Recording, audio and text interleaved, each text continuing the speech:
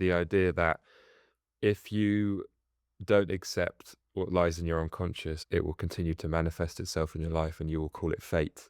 And I'm noticing similar patterns emerging in my life. And I'm like, why has this same thing happened again? And then I've started to think, Yeah.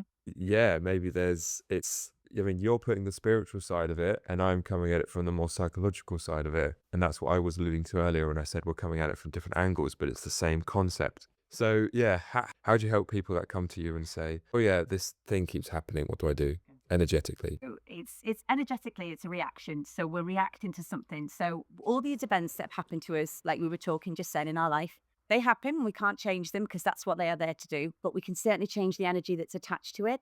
And an energy attached to it is a recurring feeling. So everything that happens within our bodies is a reaction to a feeling. So every thought we have creates a feeling. Now, within our system, we have a three-part energy system, and the main one is the seven chakras, means Sanskrit for wheel.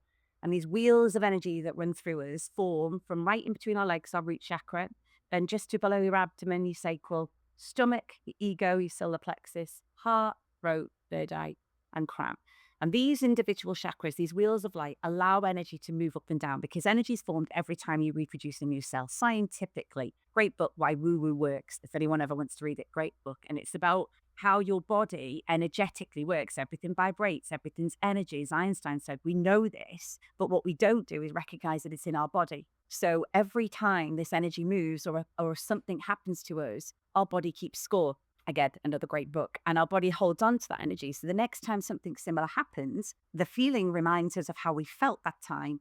And then we have a reaction because that's how that thing made us feel. So if we were at school, something happened to us, somebody made us feel a certain way, we didn't have our voice, we couldn't shout back, we couldn't talk about it. When we become an adult and somebody makes us feel the same way, we go for good because we've got a voice now and I'm an adult and I'm going to fight with that energy that still reminds me of the feeling I had over there. So like I say, the event doesn't change, but the energy can. And as you move that energy and you change that energy and we rewrite that story and we speak to yourself in a different way, change the narrative, you change the energy, in your body, you're changing the way you're reacting to responding. So I work with your energy and particularly work with crystals. Certain crystals are very good for certain things, but crystals aside, it's all about that mindset change. So people say, yeah, but I can't.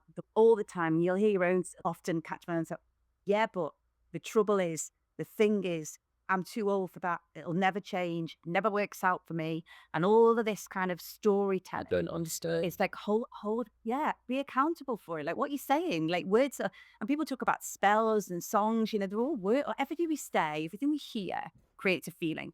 And that feeling is where we manifest from, or what feeling is where we come from. It's never in your mind. It's never from up here. It's always from in your body. And then it comes up from your gut. The vagus nerve speaks to our head speaks to our body. It chastises ourselves. Like, you stupid thing, what did you do that for? You never get anything right. All this internal monologues happening. But it goes back to what I said to you before. Who's stopping it? Who's going in saying, whoa, no, that's not how we speak? Because we wouldn't speak to somebody like that. Why are you speaking to yourself like that? And we rechange that story. And it's, at the end of the day, it all comes from you. There's no one here, no one's coming to save you. It's your mind, it's your words. If you're not happy, we change it. But it starts small. And that's how I work with people's energy. We find out what's the cause reaction, and it's usually an ego thing. So it's sucker punched right in your ego. So, and that's your human self, that when somebody cuts you up with road rage and you feel disrespected, comes back to those values I was telling you about before. Being respected might be a key value of yours. And by somebody not respecting you, it winds you up because that you're being disrespected, and that's a trigger for you. And that can happen in the workplace, it can happen with friendships, lots of these things cause you to react. Whereas we go, actually, let me step back, let me observe this situation. Why am I getting so angry? Why am I getting so cross about it? Let me observe this emotion, sit with it, and then realize, actually, I'm not angry at this person. I'm angry because I've been triggered by something that I need to let go of, or I need to revisit and heal in some formal way. And that is how I tend to work with people with their energy.